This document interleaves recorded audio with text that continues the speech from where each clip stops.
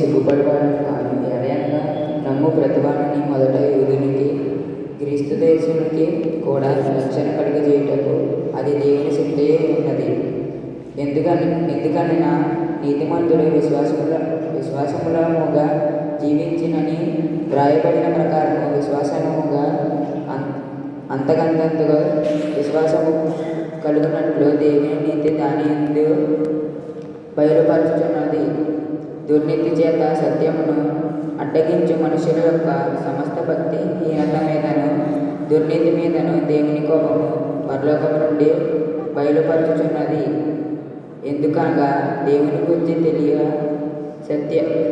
సత్యమైనదేదో అది వారి మధ్య విశ్వాసమై ఉన్నది. దేవుని అది వారికి విశదర్పణ చేయు. ఆయన అదృశ్య లక్షణమును అనగా ఆయన నిత్యశక్తియు దైవత్యమును జగదుత్పత్తి మొదలుకొని సృష్టించబడిన వస్తువులను ఆలోచించడం వలన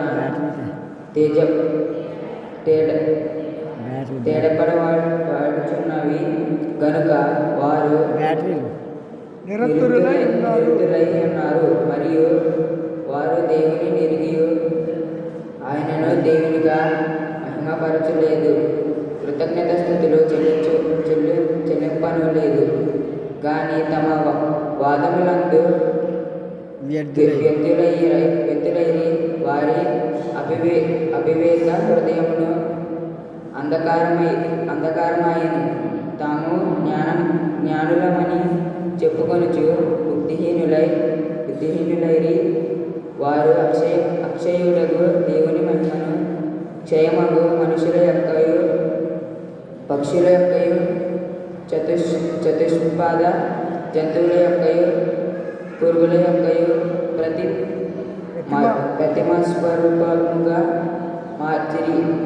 ఈ హేతువు చేత వారు తమ హృదయాలను దురాశలను అనుసరించి తమ శరీరాలను పరస్పరము అవమానం పరుచుకున్నట్లు దేవుడు వారి అపవిత్రతకు అప్పగించెను.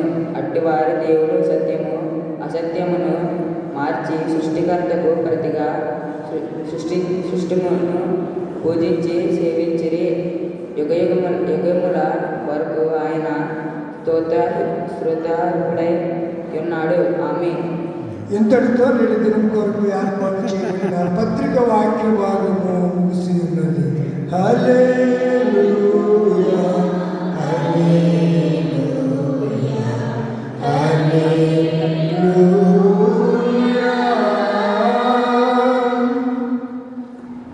సువార్త వాక్య భాగం